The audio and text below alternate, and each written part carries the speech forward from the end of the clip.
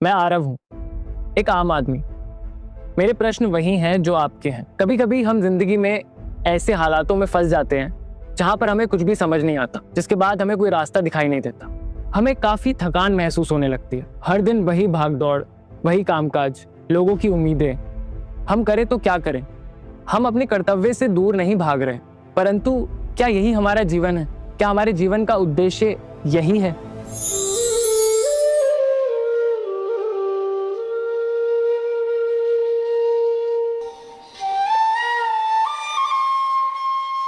मन को शांत और संतुलित रखते हुए काम करते रहो। काम पर ही तुम्हारा वश है, परिणाम पर नहीं। परिणाम की आशा करना अनुचित नहीं है, पर काम के परिणाम के बारे में सोचते रहना भी ठीक नहीं है, और इससे तुम्हारा काम प्रभावित होता है।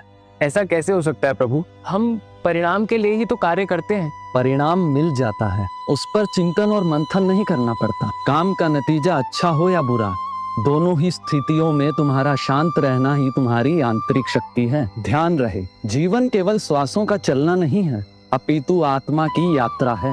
कर्म से, अनुभव से और अंत में आत्म साक्षात्कार से ये यात्रा पूर्ण होती है।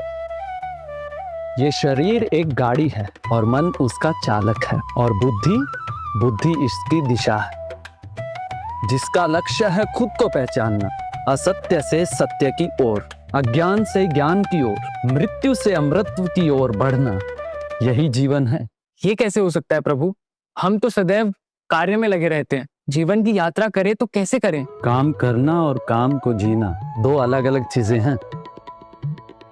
जीवन एक प्रयोगशाला है, और जहाँ पे हम हर दिन कुछ नया सीखते हैं, खुशी, दुख, मोह, माया, सब कुछ अनुभव करते हैं। तो जीवन खुद को समझने का एक अवसर है। जैसे दीपक अंधेरे में भी प्रकाश फैलाता है, वैसे ही एक जीवन प्रेम, करुणा और सत्य से जिया जाए तो वह ब्रह्मांड में एक अमिट छाप छोड़ता है। प्रभु, क्या आप मुझे एक उदाहरण देके इसे समझा सकते हैं? अवश्य। मान लो एक स्त्री रोज रसोई में मेहनत से भोजन बनाती है। भोजन ग्रहण करने वाले कभी उसकी सराहना करते हैं तो कभी उसका तिरस्कार। यदि वो हर दिन इस सोच में उलझी रहे कि आज उसे कितना सराहा गया, तो वो थक जाएगी।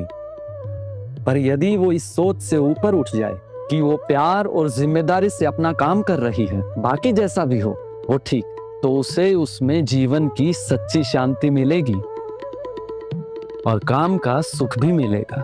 इसका अर्थ हुआ कि कर्म करते हुए हम अपने मन को स्थिर रखें और परिणाम के लालच में ना फंसे।